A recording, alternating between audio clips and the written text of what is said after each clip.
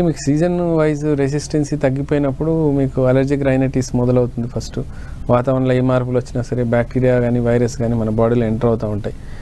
Enter అయినప్పుడు ఆ చల్లదనానికి మనం తట్టుకోలేనప్పుడు ఏమవుతుంటే ఆటోమేటిక్గా తుమ్ములు ఎక్కువ రావటం, లేకుంటే జలుబు ఎక్కువ అవటం, ముక్కు దిబ్బడం ఉండటం, ముక్కు రెడ్నెస్ అనిపించడం, ఇవన్నీ లక్షణాలు కనపడిన తర్వాత నెక్స్ట్ ఏమవుతుందంటే అవి కొన్ని రోజులకు తగ్గిపోతుంటుంది. కానీ మీరు ప్రాపర్ ట్రీట్మెంట్ తీసుకోలేదనుకోండి, క్రానిక్గా అది అలాగే అక్యుములేట్ అవుతా సైనసైటిస్కి మారిపోయే అవకాశాలు ఎక్కువ ఉంటుంది.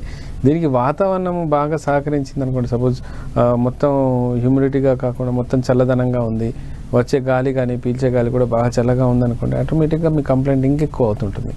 అసలే శరీరం తట్టుకోలేని పరిస్థితి ఉంది, దానికి తోడు మీకు వాతావరణం ఎఫెక్ట్ అయ్యిందనుకోండి, మీ ఇమ్యూనిటీ లెవెల్స్ ఆల్రెడీ వీక్ ఉన్నాయి, అందుకని మీకు ఒక మామూలు జలుబు కాస్త సైనస్కి వెళ్ళిపోయింది.